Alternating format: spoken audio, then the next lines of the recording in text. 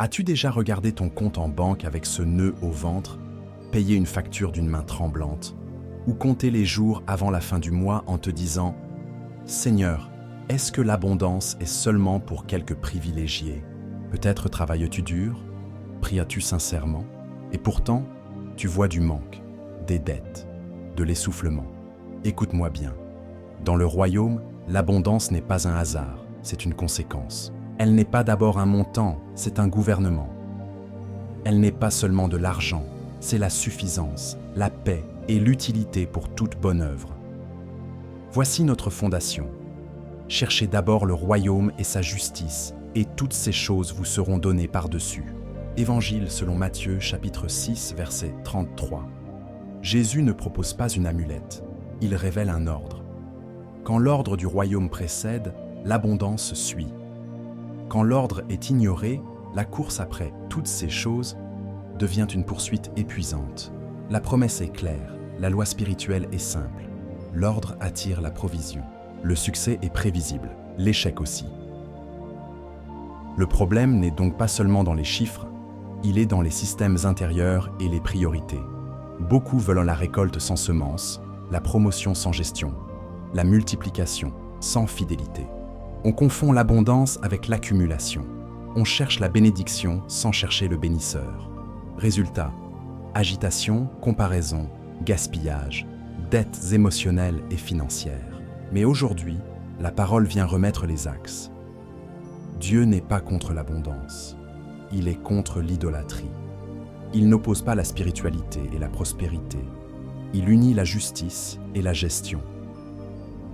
Voici la promesse. Si tu réalignes ta vie selon les lois du royaume, priorité au roi, semences et services, sagesse et excellence, gratitude et générosité, gestion fidèle et clarté de ton travail, ton don, alors l'abondance cessera d'être un mirage pour devenir un mouvement prévisible dans ta vie. Nous allons découvrir comment. Mais d'abord, accomplis un petit acte d'obéissance qui peut bénir d'autres personnes. Mets un j'aime à cette vidéo car cela aidera YouTube à la partager à d'autres. Et abonne-toi pour recevoir plus d'enseignements prophétiques. Prépare ton cœur et ton carnet. Aujourd'hui, nous ne courons plus après les choses. Nous chercherons d'abord le royaume et les choses nous rattraperont. Aujourd'hui, nous passerons de la survie à la suffisance, de la peur à la paix, de la dette à la destinée. Le succès est prévisible, l'échec aussi. Place l'ordre en premier et regarde l'abondance répondre. Qu'est-ce que l'abondance selon Dieu? Spirituellement, l'abondance est la suffisance pour toute bonne œuvre, la paix intérieure qui n'a pas de prix et la capacité d'être utile au-delà de soi. Ce n'est pas d'abord un chiffre, c'est un gouvernement. La seigneurie de Christ ordonne tes priorités, puis la provision vient s'aligner. Pratiquement, l'abondance est un système de vie où la parole façonne tes décisions, la sagesse encadre tes dépenses, l'excellence élève ta valeur et la générosité ouvre des portes que la seule ambition ne peut pas franchir. Cherchez d'abord le royaume et sa justice, et toutes ces choses vous seront données par-dessus. Évangile selon Matthieu chapitre 6, verset 33. L'ordre attire la provision. Le succès est prévisible, l'échec aussi, depuis réservoir et les conduites. Imagine un grand réservoir posé sur une colline. La source, c'est Dieu. Le réservoir, c'est ton cœur. Les conduites, ce sont tes voies, pensées, budget, habitudes, relations, travail. Si les conduites sont percées, la source peut couler. Tu demeures pourtant à sec. Si les conduites sont droites et propres, l'eau parvient à chaque pièce de la maison. Dans le royaume, Dieu n'arrose pas le sol du désordre. Il remplit ce qui est préparé. C'est pourquoi l'Écriture parle de gestion. Le bon intendant distribue au temps convenable. Voir Évangile selon Luc chapitre 12. L'abondance n'est pas un torrent capricieux, c'est un fleuve canalisé par la sagesse. L'abondance, c'est la manifestation de la bonté de Dieu en toi et à travers toi pour accomplir son intention dans ta génération. Elle inclut les ressources matérielles, mais ne s'y réduit jamais. Elle comprend la santé, la paix, la faveur, la joie, la clarté. Bien-aimé, je souhaite que tu prospères à tous égards et sois en bonne santé comme prospère l'état de ton âme. Troisième épître de Jean, verset 2. Autrement dit, l'âme gouverne le reste. Si l'intérieur prospère, l'extérieur finit par obéir. Attirer l'abondance, c'est ordonner ta vie autour de principes non négociables. D'abord Dieu, ensuite l'homme. D'abord la mission, ensuite la consommation. D'abord la semence, ensuite la récolte. D'abord la gestion, ensuite la multiplication. Cela se traduit par un budget de royaume, priorité, épargne, générosité, par l'excellence dans ton emploi et la clarification de ton travail, ce pourquoi tu es né, ton don qui crée, la place que ton titre ne peut acheter. Le don d'un homme lui fait place. Livre des Proverbes, chapitre 18, verset 16. C'est aussi une hygiène de gratitude qui ouvre les portes. Entrez dans ces portes avec des actions de grâce, psaume 100, verset 4, et une paix qui garde les choix. Ne vous inquiétez de rien, et la paix de Dieu gardera vos cœurs. Épître aux Philippiens, chapitre 4, versets 6 et 7. Pourquoi ce thème est vital pour le croyant? Parce que sans définition biblique, nous poursuivons des ombres. On confond l'abondance avec le bruit des apparences. On sacrifie la paix sur l'autel de la performance. On s'endette pour imiter des vitrines. On s'épuise à chercher ce que Dieu ajoute quand l'ordre est honoré. L'authentique abondance finance la mission, fortifie la famille, bénit la cité. Elle rend la générosité possible et la sainteté durable. Elle libère de la peur du lendemain et installe une marche altière, humble et efficace. Le royaume ne soutient pas l'avidité, il récompense la fidélité. Là est la différence entre une prospérité qui gonfle l'ego et une abondance qui glorifie Dieu. L'abondance n'est pas une loterie, c'est une loi. Quand tu mets le roi en premier, que tu sèmes avec intelligence, que tu gères avec fidélité, que tu travailles avec excellence, que tu remercies et que tu donnes avec joie, tu crées des voies où la faveur circule. Le succès est prévisible, l'échec aussi. Aujourd'hui, au lieu de courir après les choses, érige l'ordre, le fleuve suivra. Clé 1. Le royaume est d'abord ordre, ensuite abondance. Le royaume est d'abord ordre, ensuite abondance. Ce n'est pas un slogan, c'est une loi. Jésus l'a gravé ainsi. Cherchez d'abord le royaume et sa justice, et toutes ces choses vous seront données par-dessus. Évangile selon Matthieu, chapitre 6, verset 33. Remarque l'architecture de la phrase. Le d'abord précède le par-dessus. L'ordre attire la provision. Quand le d'abord est flou, le par-dessus devient fuyant. Le succès est prévisible, l'échec aussi. Regarde la pédagogie de Dieu dès les premiers versets de la Bible. La terre était informe et vide. Puis l'Esprit se meut, la parole sépare, nomme, place. Livre de la Genèse, chapitre 1. D'abord, Dieu met en ordre. Lumière et ténèbres, eau d'en haut et d'en bas, saison, limite, puis vient la bénédiction. Fructifier et multiplier. La multiplication n'arrive pas dans le chaos, elle habite un environnement structuré. L'abondance biblique est une multiplication placée dans un ordre divin. Regarde encore Jésus quand il nourrit la foule. Avant le miracle, il commande. Faites-les asseoir par compagnie. Évangile selon Marc chapitre 6, versets 39 et 40. Des rangées s'organisent sur l'herbe, puis la grâce circule sans gaspillage, et il resta des paniers pleins. D'abord l'ordre, ensuite l'abondance. Beaucoup veulent des paniers pleins sans accepter les rangées. Le royaume refuse l'anarchie généreuse. Il promeut la générosité organisée. Observe Joseph en Égypte. L'Esprit lui donne l'interprétation des rêves de Pharaon, mais aussi un plan. Stockage, quota, administrateur, grenier. Livre de la Genèse, chapitre 40 et 1. L'abondance de cette année aurait pu se perdre sans système. L'ordre a transformé la saison favorable en sécurité pour des nations entières. L'abondance n'est pas seulement ce que Dieu envoie, c'est ce que ta gestion préserve. L'Écriture insiste. Que tout se fasse avec bienséance et avec ordre. Première épître aux Corinthiens, chapitre 14, verset 40. Et encore, honore l'Éternel avec tes biens et avec les prémices de tout ton revenu. Alors tes greniers seront remplis d'abondance. Livre des Proverbes, chapitre 3, versets 9 et 10. Honorer Dieu d'abord organise le flux de la faveur ensuite. L'ordre n'éteint pas la foi. Il lui donne des rails. Comment installer cet ordre qui attire l'abondance? Premièrement, ordonne tes valeurs, ton agenda et ton budget autour d'une même priorité, le royaume. Si Dieu est premier dans tes valeurs, mais dernier dans ton agenda, il n'est pas vraiment premier. Bloque chaque jour un moment non négociable pour la parole, la prière et la planification de tes actions utiles. Puis, aligne ton budget du royaume. D'abord l'honneur à Dieu selon ta conviction, ensuite les responsabilités familiales, ensuite l'épargne de sagesse, ensuite la générosité stratégique, ensuite la consommation. Ce n'est pas du légalisme, c'est la traduction chiffrée de « chercher d'abord ». Deuxièmement, clarifie tes rôles et tes missions. L'ordre n'est pas une to-do list infinie, c'est la hiérarchie des mandats.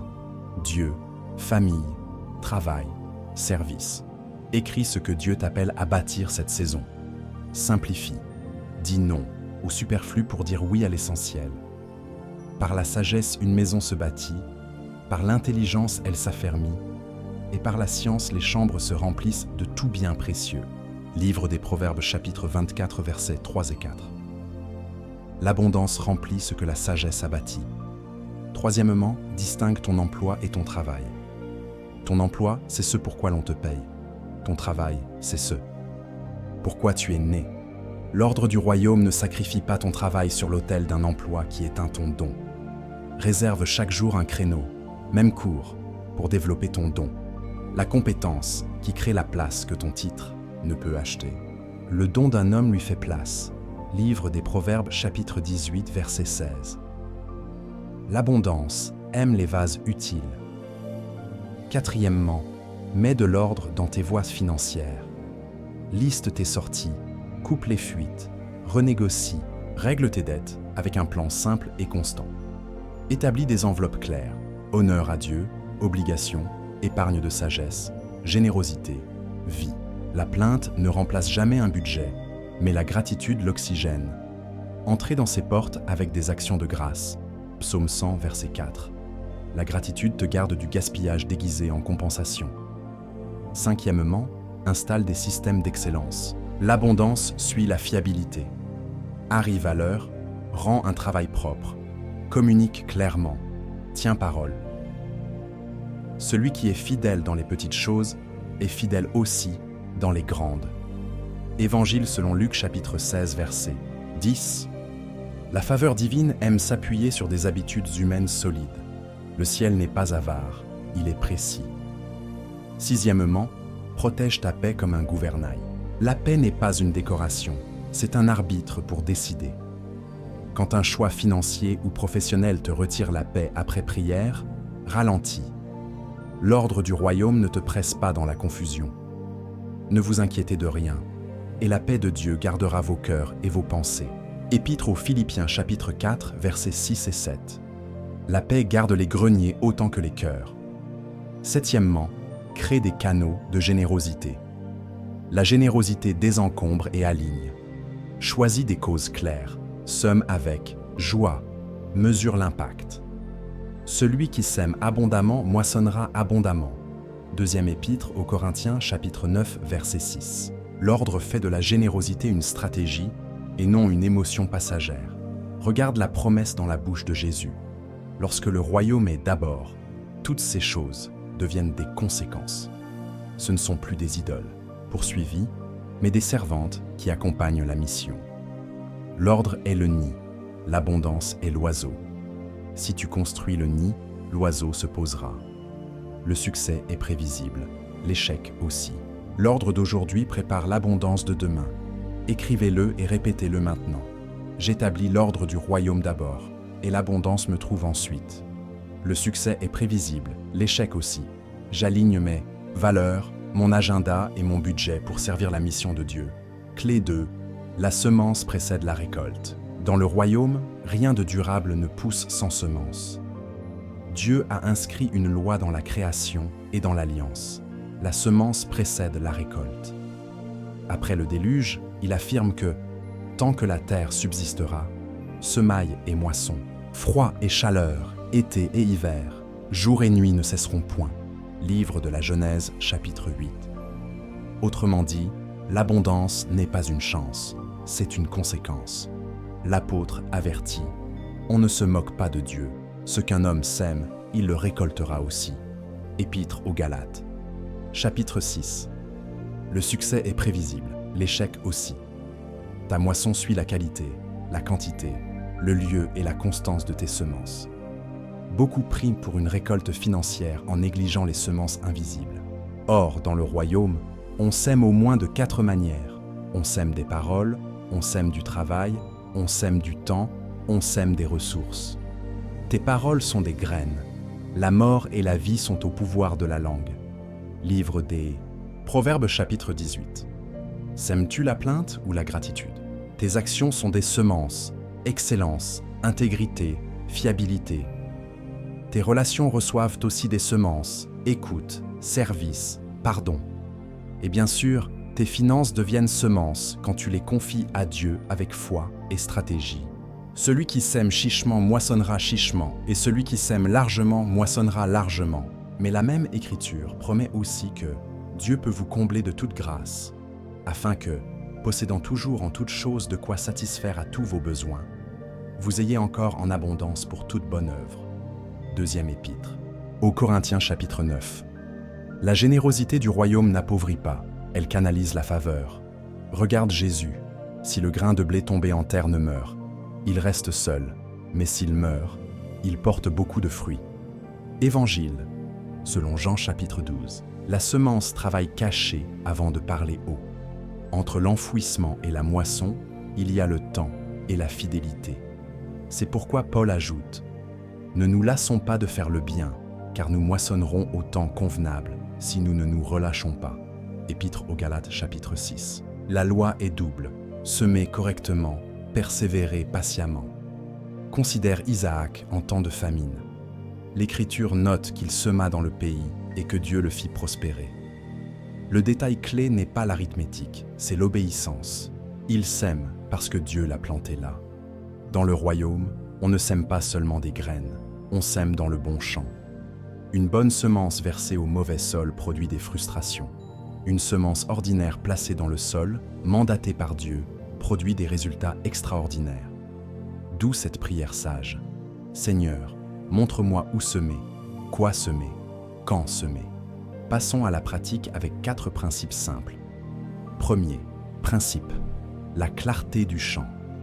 Choisis tes sols de royaume. Le premier, c'est l'honneur à Dieu selon ta conviction. Prémisse, gratitude, adoration concrète.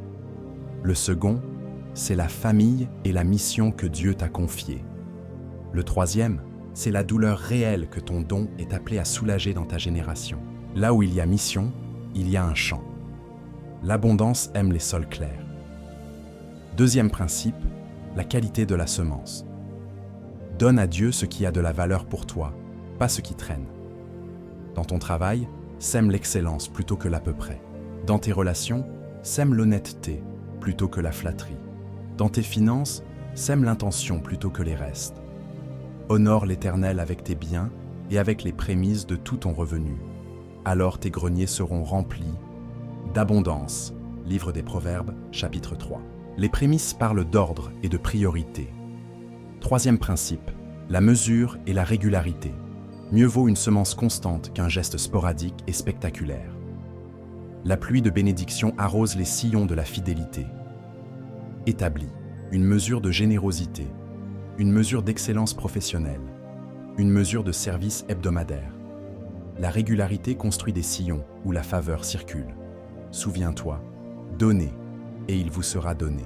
Évangile selon Luc, chapitre 6. C'est une direction, pas une loterie. Quatrième principe, la protection de la semence.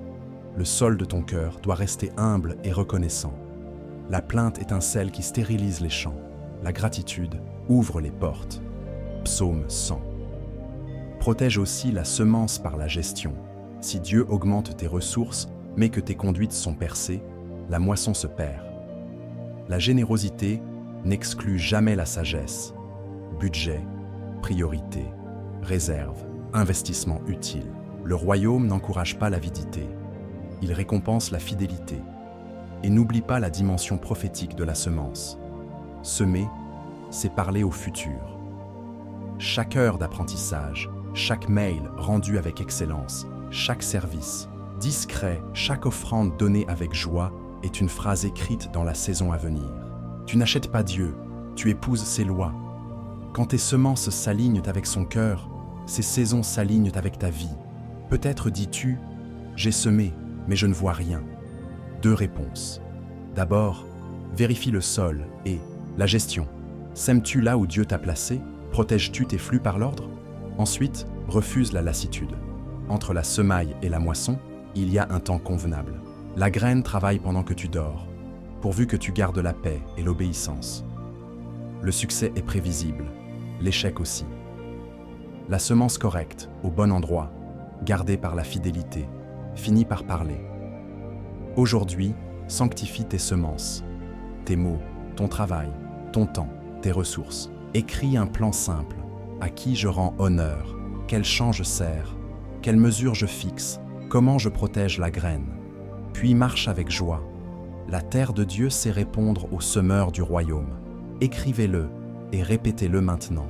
Je sème avec foi, stratégie et constance. Ma moisson suivra mes semences. Le succès est prévisible, l'échec aussi. J'honore Dieu, je choisis le bon champ et je protège la graine jusqu'à la récolte. Clé 3. La sagesse crée des voies pour la faveur. La faveur de Dieu n'est pas capricieuse. Elle cherche des voies où couler. Et ces voies s'appellent sagesse. La sagesse est la chose principale. Acquiers la sagesse. Et avec tout ce que tu possèdes, acquiers l'intelligence. Livre des Proverbes, chapitre 4, verset 7. La sagesse n'est pas qu'une information céleste, c'est l'art d'appliquer la vérité correcte, au bon moment, de la bonne manière, pour le bon but. Le succès est prévisible, l'échec aussi. Quand la sagesse trace des routes, la faveur trouve une adresse. Regarde le modèle biblique. Par la sagesse, une maison se bâtit, par l'intelligence, elle s'affermit, et par la science, les chambres se remplissent de tout bien précieux et agréable. Livre des Proverbes, chapitre 24, versets 3 et 4. 3 piliers s'enchaînent, bâtir par la sagesse, affermir par l'intelligence, remplir par la connaissance. Beaucoup veulent des chambres remplies sans maison bâtie, et une maison bâtie sans fondation affermie. La sagesse aligne d'abord l'ordre, ensuite vient l'abondance. Considère Daniel en Babylonie. Exilé, minoritaire, pourtant esprit supérieur, fut trouvé en lui, et un esprit d'excellence, livre de Daniel chapitres 5 et 6. Daniel n'a pas demandé une faveur abstraite, il a cultivé un esprit que la faveur pouvait honorer. Prière régulière, intégrité inébranlable, compétences reconnues. Résultat, il monte de responsabilité en responsabilité, traversant régime et complot. La faveur a suivi la voie de sa sagesse. Regarde Joseph. La faveur l'a localisé dans la maison de Potiphar, puis en prison, puis devant Pharaon, parce qu'il apportait plus qu'un rêve. Il apportait des solutions et interprétation et plan, vision et logistique. C'est cela, la sagesse du royaume. Convertir l'inspiration en administration. Celui qui est fidèle dans les petites choses est fidèle aussi dans les grandes. Évangile selon Luc chapitre 16 verset 10. La sagesse transforme la petite chose en preuve. Écoute encore la promesse. Si quelqu'un manque de sagesse, qu'il la demande à Dieu, qui donne à tous simplement et sans reproche, et elle lui sera donnée. Épître de Jacques chapitre 1 verset 5. La sagesse est un don, mais elle devient aussi une discipline. Dieu donne la graine.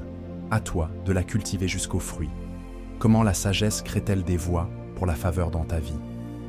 Première voie, l'excellence comme liturgie. L'excellence n'est pas le perfectionnisme, c'est la fiabilité. Arriver à l'heure, tenir parole, rendre un travail propre, anticiper les besoins, communiquer clairement. L'excellence, parle une langue que les rois comprennent. Dans la cour de Pharaon, Joseph se distingue non par son accent hébreu, mais par sa valeur. Dans ton contexte, transforme chaque tâche en autel. Tout ce que vous faites, faites-le de bon cœur, comme pour le Seigneur. Épître aux Colossiens chapitre 3, verset 23. La faveur honore ce que tu honores. Deuxième voie, la résolution de problèmes réels. La sagesse ne flotte pas, elle atterrit sur une douleur. Identifie la souffrance que ton don peut soulager. Désordre, lenteur, gaspillage, confusion, manque de système, absence de formation. La faveur suit ceux qui apportent des solutions. Pose-toi ces questions. Quel est le goulot d'étranglement ici? Quelle est l'étape inutile? Quelle est la ressource dormante? Puis propose un plan simple avec des étapes mesurables. La faveur aime les plans clairs. Troisième voie, la formation continue. La faveur n'exempte jamais d'apprendre, elle motive à apprendre. Définis un curriculum du royaume pour ton appel. Livres, mentors, cours, pratiques intentionnelles. Le cœur du sage acquiert la science. Livre des Proverbes, chapitre 18, verset 15. Apprends la compétence de ton emploi et affine le chef-d'œuvre de ton travail, ce pourquoi tu es né. Ton don crée la place, ta compétence la garde.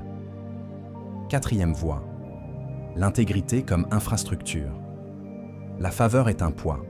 Sans intégrité, elle écrase.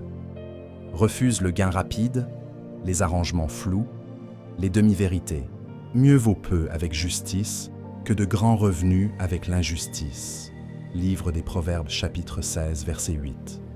L'intégrité est l'autoroute qui supporte la circulation de la faveur sans effondrement moral. La sagesse te dira, parfois de dire non à un profit immédiat pour dire oui à une crédibilité durable. La faveur préfère les vases solides aux paillettes fragiles. Cinquième voie, des systèmes qui rendent la grâce répétable. Jésus fait asseoir la foule avant de multiplier les pains. De même, documente tes processus.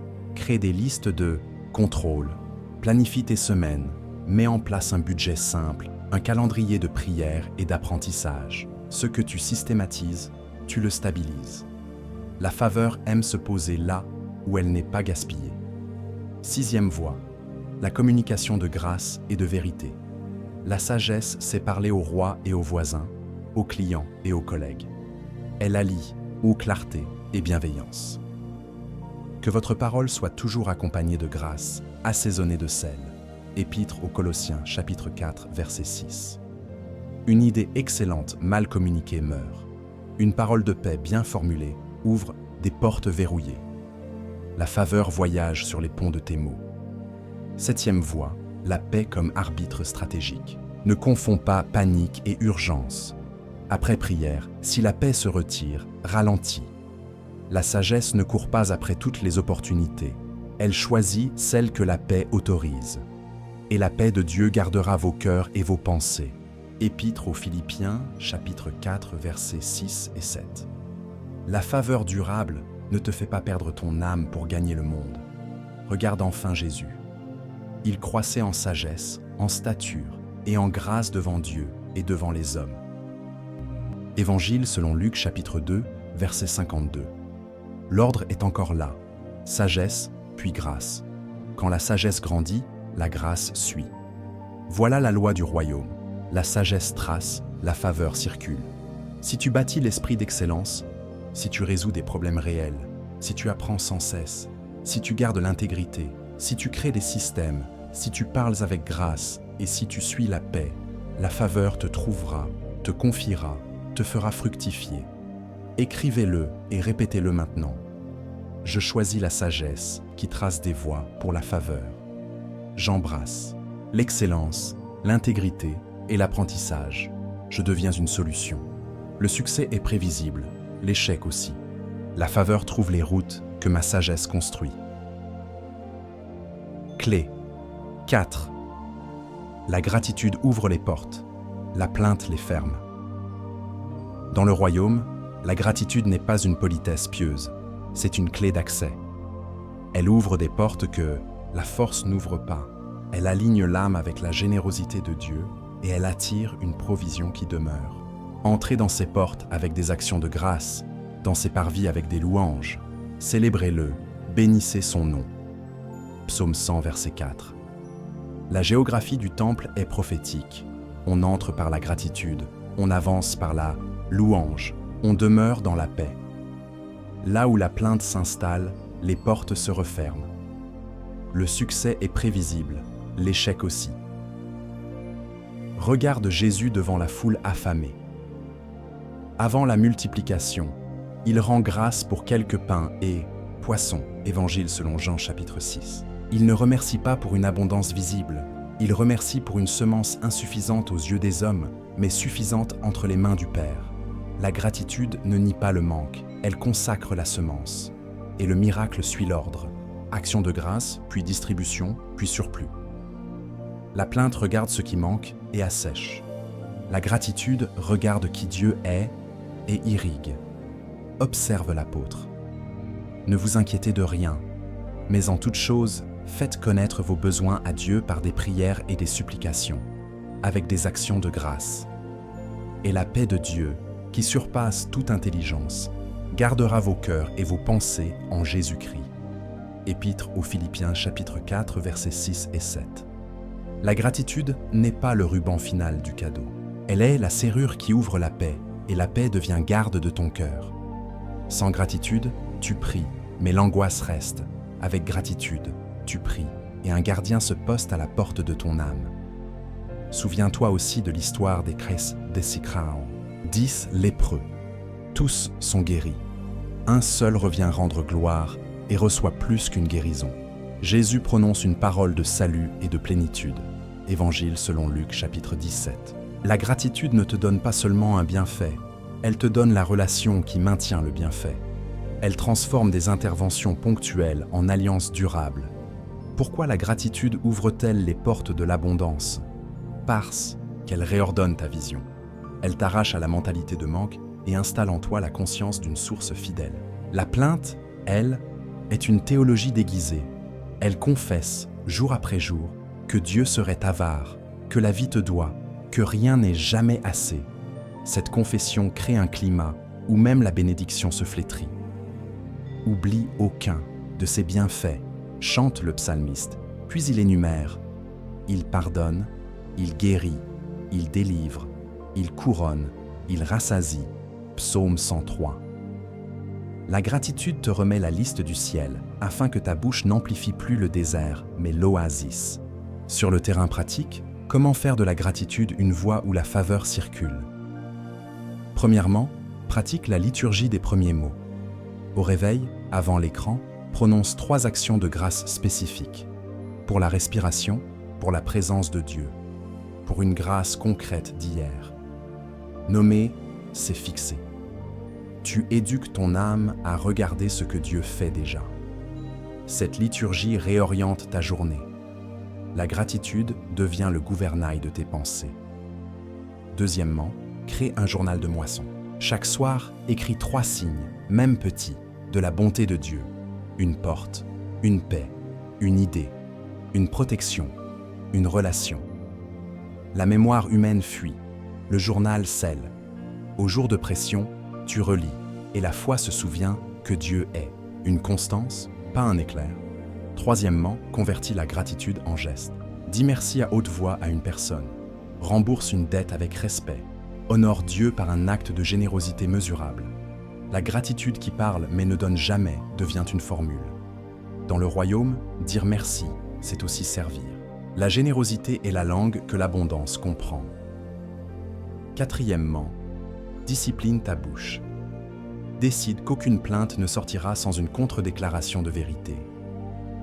Quand tu surprends ta langue à amplifier le manque, dis immédiatement « Et pourtant, l'Éternel est mon berger, je ne manquerai de rien ». Psaume 23, verset 1. La gratitude est un combat verbal. Elle renverse les raisonnements qui sèchent la foi. Cinquièmement, fais de la gratitude une culture à la maison et au travail. Commence les réunions par un fait de grâce, termine les repas par un tour de table, une bonté reçue. Rien de mystique. C'est une discipline communautaire qui change l'atmosphère. Une culture de gratitude attire la créativité, tisse la confiance, ouvre des collaborations. Une culture de plainte attire la méfiance, fige l'audace, ferme les portes. Sixièmement, associe gratitude et obéissance. Dans l'Épître aux Thessaloniciens, l'Esprit commande « Rendez grâce en toutes choses ».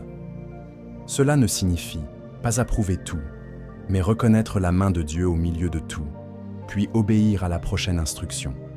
La vraie gratitude n'endort pas, elle propulse, elle t'apaise pour décider, te concentre pour exécuter, te garde humble quand la faveur augmente. Peut-être objecteras-tu, je n'ai pas grand-chose à célébrer en ce moment. Justement, commence petit et vrai. Remercie pour la force d'un pas, pour une respiration, pour une parole reçue. La gratitude n'a pas besoin d'un palais, elle a besoin d'une place dans ton cœur. Donne-lui cette place et regarde-la. Porte s'ouvrir une à une. Paix, idées, relations, ressources. Le succès est prévisible, l'échec aussi. La plainte stérilise, la gratitude fertilise. Aujourd'hui, choisis le camp de ceux qui entrent par les portes, avec des actions de grâce. Décide que ta bouche sera un canal de bénédiction. Investis tes mots, ton journal, tes gestes, ta culture. Bientôt, tu constateras que ce que tu célèbres se multiplie et que ce que tu médis se dessèche. Écrivez-le et répétez-le maintenant. La gratitude ouvre mes portes, la plainte les ferme. Je choisis de bénir, de remercier et d'obéir. Le succès est prévisible, l'échec aussi. J'installe une atmosphère où l'abondance peut demeurer. Clé 5. Ton don te fait place. Ne confonds pas emploi et travail. Dans le Septième royaume, l'abondance vient rarement en poursuivant un salaire. Elle vient en servant une mission. Ton emploi, c'est ce pourquoi l'on te paye. Ton travail, c'est ce pourquoi tu es né. L'emploi peut changer, se fermer, muter. Le travail demeure, car il est l'expression de ton don. Le don d'un homme lui fait place et le mène devant les grands. Livre des Proverbes chapitre 18, verset 16. Remarque, ce n'est pas le titre qui fait place, c'est le don. Ce n'est pas la carte de visite, c'est la valeur rendue. Le succès est prévisible, l'échec aussi. Quand tu ordonnes ta vie autour de ton don, l'abondance trouve un canal. La parole affirme « Nous sommes son ouvrage, créé en Jésus-Christ pour de bonnes œuvres que Dieu a préparées d'avance. » Épître aux Éphésiens, chapitre 2, verset 10. Tu n'es pas un accident dans le marché, tu es une réponse préparée à un besoin réel. Voilà pourquoi la distinction est vitale. Si tu sacralises ton emploi, tu subis chaque fermeture comme une condamnation. Si tu discernes ton travail, chaque non professionnel devient une redirection pour polir ton utilité. L'emploi paie les factures, le travail finance ta destinée. Regarde Betsaléel. Dans le désert, Dieu le est rempli d'esprit de sagesse, d'intelligence et de savoir pour l'artisanat sacré. Livre de l'Exode, chapitre 31. Le contexte semblait stérile, mais le don a reçu une commande céleste. Bâtir le tabernacle. Le désert n'a pas limité le travail, il l'a consacré. Considère David, berger sans titre royal, mais travail de psalmiste et de combattant. Son don l'a fait entrer dans le palais avant sa couronne. Et Paul, par emploi, faiseur de tentes, par travail, architecte apostolique. Son emploi n'a pas contredit sa mission, il l'a soutenue jusqu'au déploiement. Comment activer ta place par ton don et attirer l'abondance utile? Premièrement, clarifie ton don par la révélation et l'observation. Demande au Saint-Esprit « Quelle douleur m'attriste au point de vouloir y apporter une solution? Quelle action réveille ma joie d'obéir, même quand c'est exigeant ?» Observe ensuite les fruits. Où les autres témoignent-ils d'être édifiés, soulagés, ordonnés par ton service? La sagesse confirme ce que la révélation initie. As-tu vu un homme habile dans son ouvrage? Il se tient auprès des rois. Livre des Proverbes, chapitre 22, verset 29. L'habileté rend le don visible. Deuxièmement, élève l'excellence au rang de liturgie. L'excellence n'est pas le perfectionnisme, c'est la fiabilité. Tenir parole, rendre à temps, soigner le détail, apprendre des retours. Tout ce que vous faites, faites-le de bon cœur, comme pour le Seigneur. Épître aux Colossiens, chapitre 3, verset 23. L'excellence parle la langue de la faveur. Elle transforme un don en preuve. Troisièmement, bâtis un atelier pour ton travail, même si ton emploi actuel ne l'exige pas. Réserve chaque jour un créneau sacré pour produire. Une page écrite, un module conçu, une solution prototypée, une formation donnée, une prière stratégique pour des personnes précises. Documente, photographie, archive, crée un portfolio d'utilité. Quand la porte s'ouvrira, tu n'entreras pas avec des promesses, mais avec des preuves. Joseph a été remarqué chez Potiphar, puis en prison, avant d'être élevé devant Pharaon. Quatrièmement, connecte ton don à une douleur mesurable. L'abondance se déplace vers ceux qui soulagent des fardeaux. Demande, où mon don? Économise-t-il du temps? Répare-t-il une relation? Augmente-t-il la clarté? Améliore-t-il la qualité? Ouvre-t-il un chemin? Le royaume récompense la pertinence. Un don sans problème réel devient un hobby. Un don posé sur une douleur devient une mission. Cinquièmement, refuse les cages dorées. Un bon salaire peut devenir une prison si tu y sacrifies ton travail. Cherche la sagesse de la transition. Parfois, Dieu te garde dans l'emploi pour un temps, afin de financer la formation de ton travail. Parfois, il ferme la porte pour te forcer à incuber ce que tu repousses. Ne quitte ni par caprice ni par peur. Suis la paix et le conseil. La paix de Christ arbitre vos cœurs. Épître aux Colossiens, chapitre 3, verset 15. Sixièmement, rends ton don découvrable. La faveur aime les voix. Mets de l'ordre dans ta communication.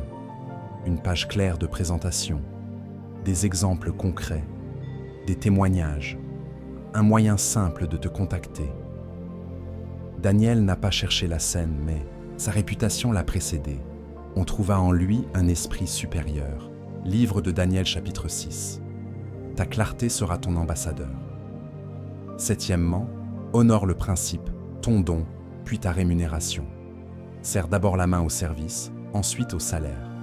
N'offre pas tout gratuitement, mais commence par donner une preuve de valeur là où Dieu t'envoie. Un plan, un diagnostic, une petite victoire mesurable. Donnez et il vous sera donné. Évangile selon Luc chapitre 6 verset 38, n'est pas une perte, c'est une porte. Huitièmement, protège l'infrastructure morale. Ton don te fait entrer, ton caractère te maintient. Fuis les arrangements flous, la vanité, la précipitation. La faveur est un poids, sans intégrité, elle écrase. L'abondance du royaume n'ajoute aucun chagrin. Livre des Proverbes, chapitre 10, verset 22. Vise l'utile, pas l'ostentatoire, l'obéissance, pas la performance. Et si l'emploi se ferme, ne panique pas. Reviens à ton travail. Ce que tu fais même quand personne ne te paye. Ce que tu ferais pour une personne, puis pour 10, puis pour 100. Parce que Dieu t'y a désigné. Organise-toi, sème, rends, service, collecte des preuves, cherche des alliés, cultive la paix. Bientôt, l'emploi se réalignera avec ton travail, ou une plateforme nouvelle apparaîtra. Le d'abord, c'est le don. Le par-dessus, c'est la rémunération. Aujourd'hui, choisis le cap. Je servirai par mon travail et je gérerai avec excellence mon emploi. Dieu n'a pas promis de financer tes caprices. Il a promis d'abonder pour toute bonne œuvre. Quand ton don sert une œuvre bonne, l'abondance reconnaît son adresse. Écrivez-le et répétez-le maintenant. Mon emploi peut changer, mon travail demeure. Mon don me fait place et crée la demande. Le succès est prévisible, l'échec aussi. J'élève l'excellence, je sers une douleur, et l'abondance me trouve pour toute bonne œuvre. Clé 6. La générosité est une stratégie, pas une émotion. Dans le royaume, la générosité n'est pas un élan passager du cœur. C'est une stratégie réglée par des lois spirituelles. Celui qui sème chichement moissonnera chichement, et celui qui sème largement moissonnera largement. Dieu peut vous combler de toute grâce, afin que, possédant toujours en toute chose de quoi satisfaire à tous vos besoins, vous ayez, encore en abondance pour toute bonne œuvre. Deuxième épître aux Corinthiens chapitre 9 versets 6 à 8. Remarque, la finalité n'est pas d'accumuler, mais d'équiper. La générosité du royaume canalise la faveur pour la mission. Le succès est prévisible, l'échec aussi. La parole insiste, donnez, et il vous sera donné. Évangile selon Luc chapitre 6, verset 38. Tel qui donne libéralement devient plus riche, tel qui épargne à l'excès ne fait que s'appauvrir. L'âme bienfaisante sera rassasiée. Livre des Proverbes chapitre 11, versets 24 et 25. Cette logique choquera, toujours l'esprit de rareté, car elle renverse la peur du manque. Dans le royaume, donner n'est pas perdre, c'est planter. Considère la veuve de Sarepta. Elle n'avait qu'une poignée de farine et un peu d'huile. La parole prophétique lui demande d'en faire un gâteau pour Élie d'abord. Elle obéit et la provision dure toute la saison de famine. Premier livre des Rois, chapitre 17. La stratégie divine apparaît. Honorer Dieu d'abord, puis voir la jarre ne pas manquer. Regarde encore le jeune garçon qui apporte ses pains et ses poissons. Jésus rend grâce, organise, distribue. Le peu devient plus que suffisant et il reste des paniers pleins. La générosité, associée à l'ordre et à la gratitude, déclenche la multiplication. Mais attention, la générosité du royaume n'est ni naïveté, ni manipulation. Elle opère avec sagesse, intégrité et paix. Elle ne subventionne pas la paresse. Elle soulage des douleurs réelles et active des solutions. Elle ne se laisse pas culpabiliser par des discours. Elle suit l'esprit et des critères clairs. Comment faire de ta générosité une stratégie durable qui attire l'abondance utile? Premièrement, définis tes champs. Il y a des sols de royaume. L'honneur à Dieu selon ta conviction, la famille et les personnes à ta charge, la maison spirituelle qui te nourrit, la douleur réelle que ton don est appelé à soulager, et les pauvres que Dieu place sur ta route. Écris ces champs. Quand les champs sont clairs, les semences cessent d'être dispersées.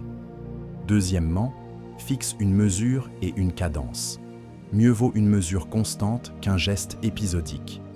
Établis un pourcentage consacré à la générosité, planifie-le dans ton budget du royaume, puis maintiens la cadence avec joie, que chacun donne comme il l'a résolu en son cœur, sans tristesse ni contrainte, car Dieu aime celui qui donne avec joie. Deuxième épître aux Corinthiens chapitre 9 verset 7. La joie est un sceau de l'esprit sur ta stratégie. Troisièmement, donne en ordre, pas en désordre. La générosité n'annule pas la gestion, elle l'exige. Honore Dieu, règle tes obligations, protège une épargne de sagesse, puis sème. La générosité n'est pas un prétexte pour fuir la discipline financière. Elle fleurit sur un sol ordonné. Souviens-toi, Jésus fait asseoir la foule avant de multiplier les pains. Quatrièmement, associe générosité et excellence. Donne des ressources, mais donne aussi ton travail, tes compétences, ton temps, tes systèmes.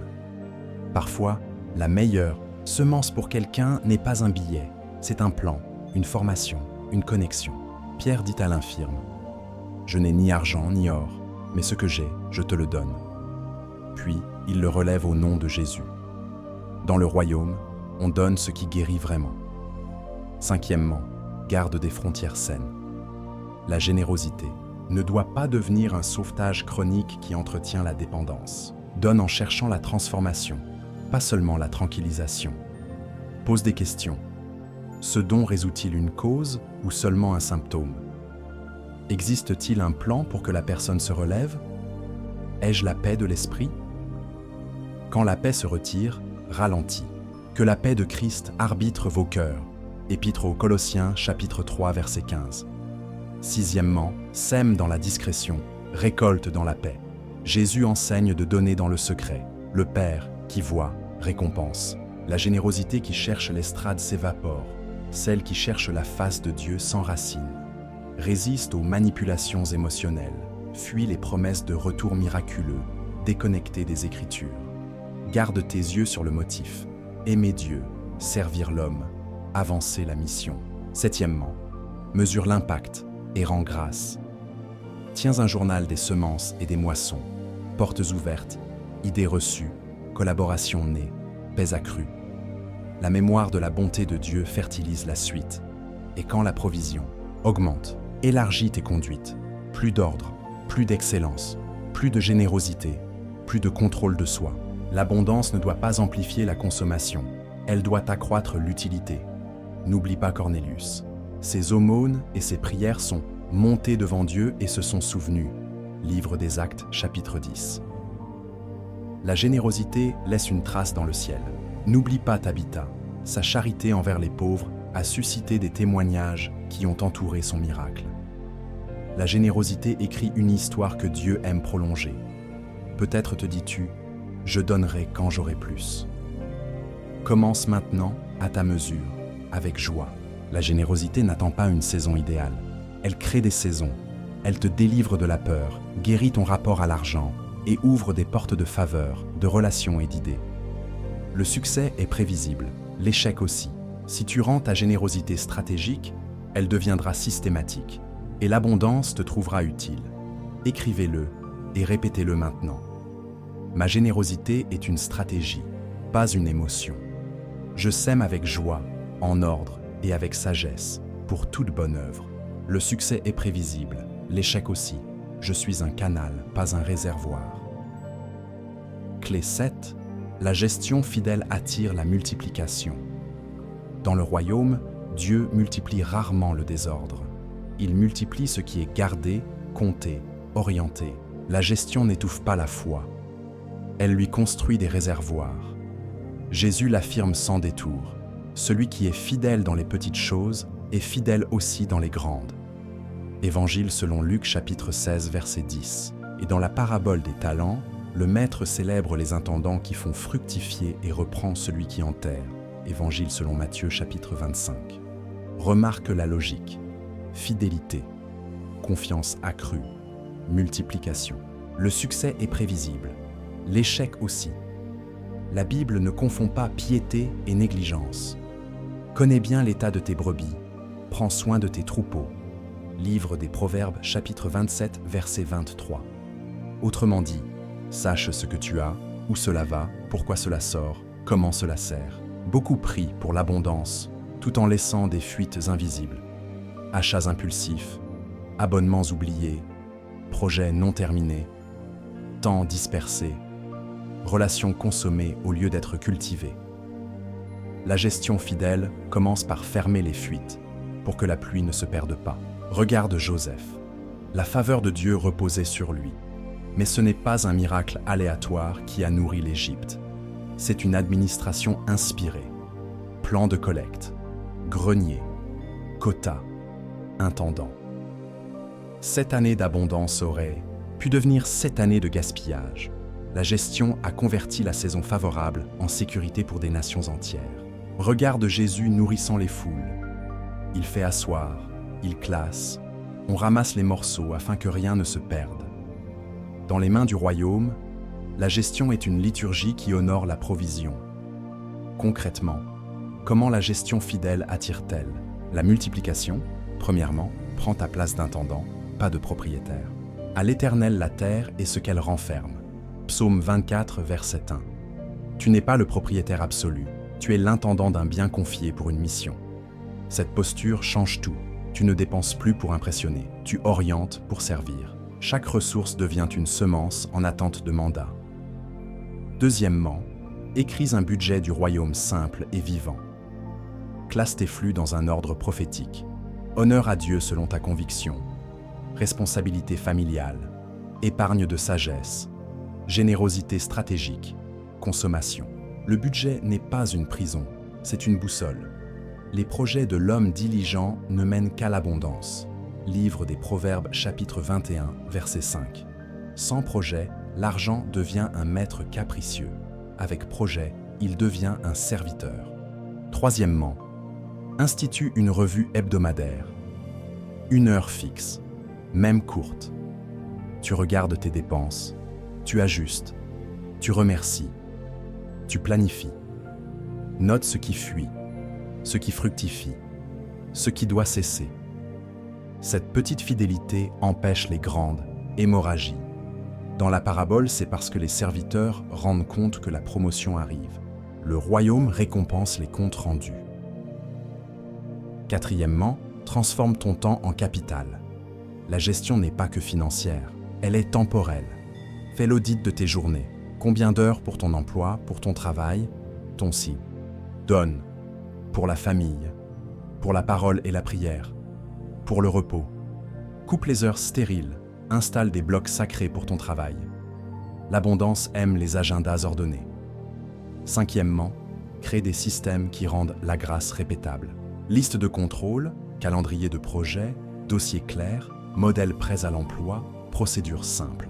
Ce que tu systématises, tu le stabilises. Ce que tu stabilises, Dieu peut le multiplier sans que tu t'écroules. La faveur pèse, les systèmes portent. Sixièmement, protège l'intégrité comme infrastructure. La multiplication sans caractère devient malédiction. Refuse le gain douteux, les chiffres maquillés, les promesses creuses. Mieux vaut peu avec justice que de grands revenus avec l'injustice. Livre des Proverbes, chapitre 16, verset 8. La gestion fidèle inclut la vérité. Contrat clair, paroles tenues, impôts réglés, excuses faites quand il le faut. Dieu investit dans les vases solides. Septièmement, marie gestion et générosité. La gestion n'est pas de la rétention, c'est de la circulation intelligente. Prévois ta mesure de semence, choisis tes champs, suis l'impact.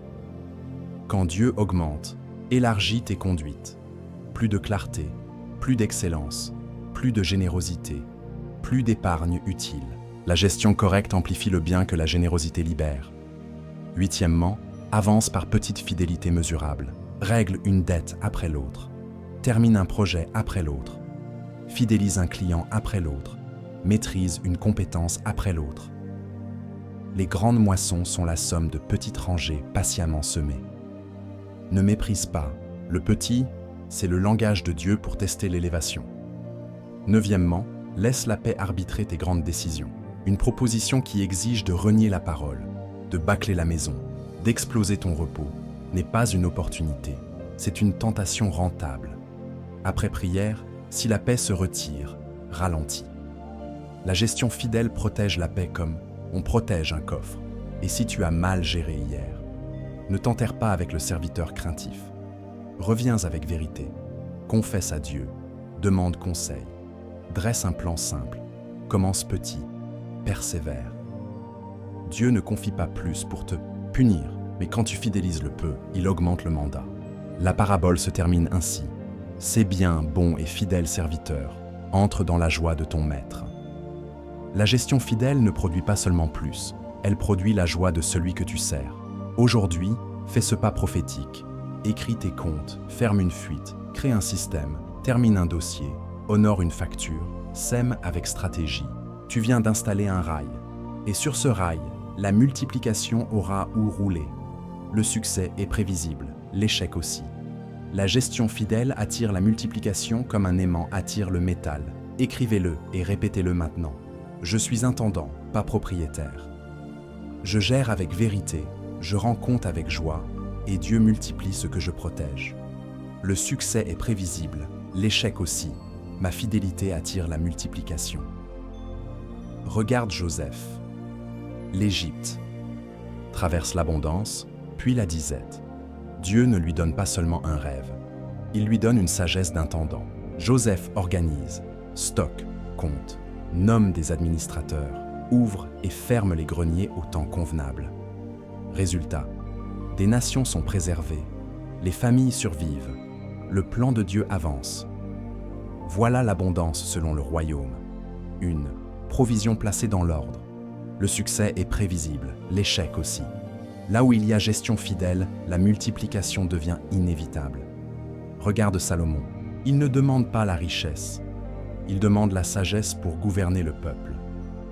Dieu ajoute le reste, paix, ressources, influence. Par la sagesse, la maison se bâtit. Par l'intelligence, elle s'affermit. Puis, les pièces se remplissent de biens précieux. Salomon nous révèle la priorité du royaume. D'abord la compétence inspirée et l'adoration. Ensuite, la conséquence visible. Tu ne cours plus après les choses te rejoignent au rythme de la sagesse que tu cultives. Regarde la veuve de Sarepta. Elle n'a presque rien. Une poignée de farine, un peu d'huile, un dernier repas en vue. La parole de Dieu lui demande un geste audacieux, honorer d'abord. Elle obéit, et la jarre ne manque pas. Le pot d'huile ne tarit pas pendant toute la saison de crise. L'abondance du royaume n'est pas la magie des chiffres, c'est la fidélité du cœur qui met Dieu en premier et transforme le peu en assez, puis en plus que nécessaire pour toute bonne œuvre. Regarde Jésus devant la foule affamée. Le besoin est immense, la ressource semble minuscule. Que fait le Maître? Il rend grâce, il fait asseoir la foule par groupe, puis il distribue. Gratitude, ordre, partage. 3 autels et la multiplication suit. Il reste des paniers pleins et rien ne se perd. La plainte assèche, la gratitude irrigue, l'anarchie gaspille, l'ordre canalise, l'égoïsme retient, la générosité déclenche. Le succès est prévisible, l'échec aussi. Regarde Ruth. Fidèle dans les petites choses, humble dans les champs, elle obéit aux instructions de Naomi. Elle glane, elle se présente avec intégrité. Elle honore les lois de l'alliance. La faveur la trouve dans le champ de Boaz. Pas de manipulation, pas de vitrine. Une fidélité paisible qui attire une rédemption durable. L'abondance du royaume n'est pas un coup d'éclat. C'est une histoire d'alignement qui conduit, saison après saison, à la bonne rencontre, au bon rachat, au bon héritage. Ces récits chantent la même mélodie. Ordre avant abondance, semence avant moisson, sagesse avant faveur, gratitude avant surplus, don avant titre, gestion avant multiplication. Lorsque ces lois deviennent tes habitudes, l'abondance cesse d'être sporadique, elle devient structurelle. Tu n'attends plus une chance, tu prépares une voie. Et Dieu, qui aime l'ordre, fait couler son fleuve dans les conduites que tu as alignées. Aujourd'hui, faisons descendre la révélation dans tes comptes, ton agenda et tes décisions. L'abondance n'est pas une loterie, c'est une loi. Le succès est prévisible, l'échec aussi. Voici un chemin simple, prophétique et praticable. Première brique, la règle des premiers. Chaque matin, première pensée pour Dieu, premier temps pour la parole, première parole pour la louange. Lis un psaume à voix haute, médite un passage des évangiles, puis écris une instruction d'obéissance pour la journée. Cette liturgie aligne ton cœur avec le royaume et te délivre de la précipitation. Quand le roi est premier, les choses se mettent en marche. Deuxième brique, le budget du royaume. Mets par écrit un ordre prophétique de tes flux. Honneur à Dieu selon ta conviction, responsabilité familiale, épargne de sagesse, générosité stratégique, consommation. Décide d'une mesure constante pour semer, même petite, et d'une mesure régulière pour épargner.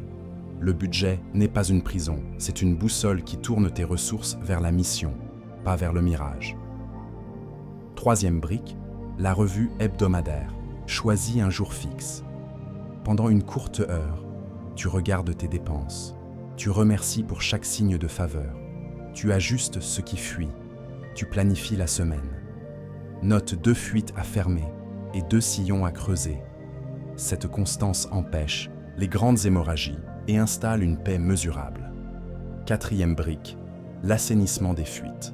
Identifie les sorties automatiques qui ne servent ni la mission, ni la famille, ni la croissance. Résilie, renégocie, regroupe. Tout ce que tu récupères n'est pas destiné à être consommé aussitôt. Oriente une part vers l'épargne, de sagesse, et une part vers la générosité. La gestion fidèle n'étouffe pas la foi, elle lui bâtit des greniers. Cinquième brique, emploi versus travail.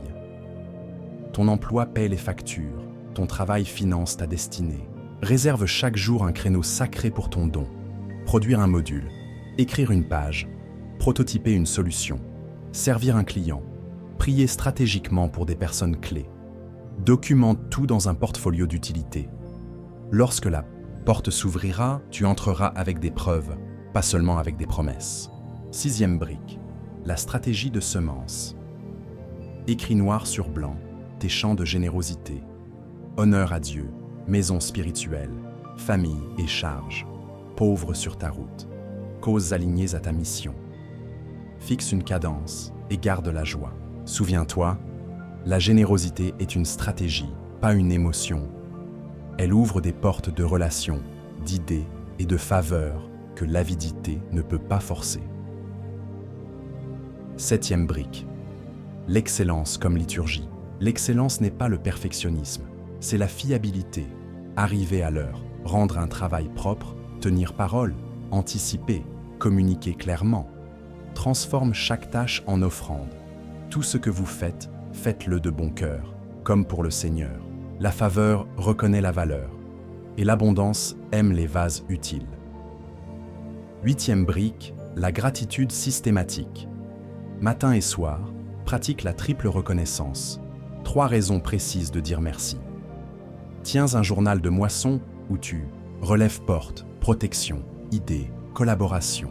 La gratitude ne remplace pas l'action. Elle fertilise tes décisions et garde ton âme contre la comparaison et la plainte. 9e brique, la paix comme arbitre.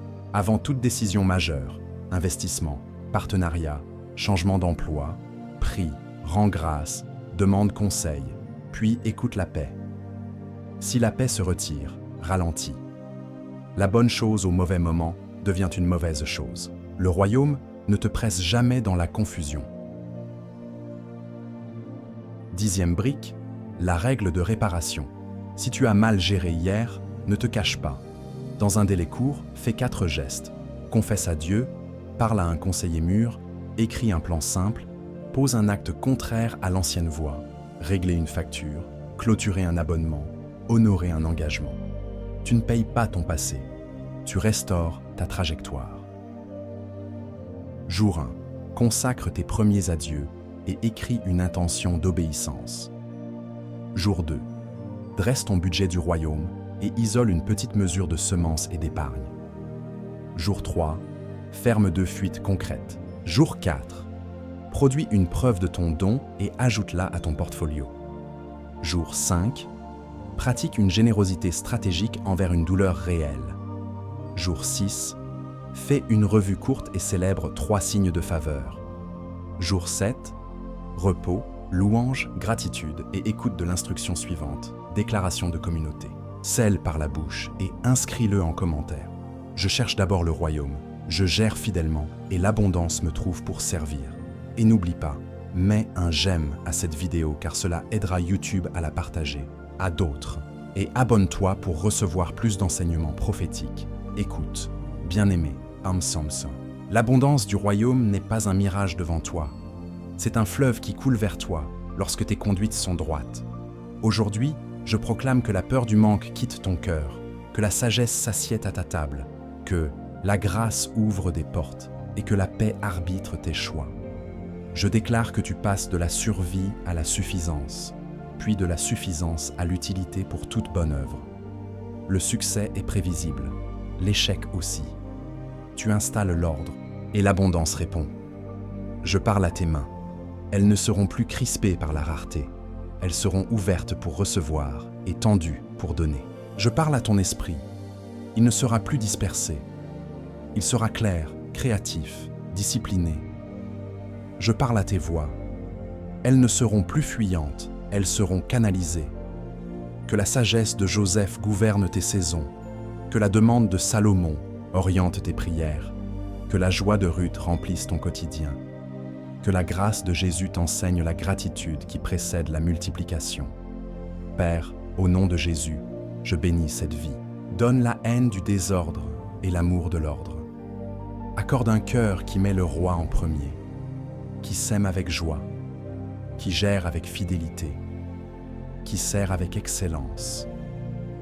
Ouvre des rencontres mandatées, suscite des idées utiles, protège des alliances toxiques, installe des systèmes simples qui rendent la grâce répétable. Que ta bénédiction, qui n'ajoute aucun chagrin, repose sur cette maison. Je prophétise, des portes propres s'ouvrent, des opportunités alignées arrivent, des dettes se résorbent par la sagesse et la constance, des habitudes nouvelles remplacent d'anciens cycles, une joie tranquille t'accompagne pendant que tu structures, sèmes et rends grâce. Tu vas voir la différence entre la poursuite anxieuse et la conséquence paisible. Les choses ne seront plus tes maîtres, elles deviendront tes servantes pour la mission. Maintenant, scelle avec moi. Je cherche d'abord le royaume. Je sème avec joie, je gère avec fidélité. Mon don me fait place. La gratitude ouvre mes portes. Je suis un canal, pas un réservoir. Le succès est prévisible, l'échec aussi. J'installe l'ordre et l'abondance me trouvent pour toute bonne œuvre. Si ce message t'a édifié, sème-le tout de suite. Mets un j'aime, abonne-toi et partage à quelqu'un qui a besoin de passer de la pression à la paix, du manque à la mission. Que la paix du Christ garde ton cœur, que la sagesse du Père dirige tes pas, que la puissance du Saint-Esprit scelle en toi tout ce que la parole a planté. Va, bâtis, sème, gère et regarde le fleuve du royaume traverser ta vie.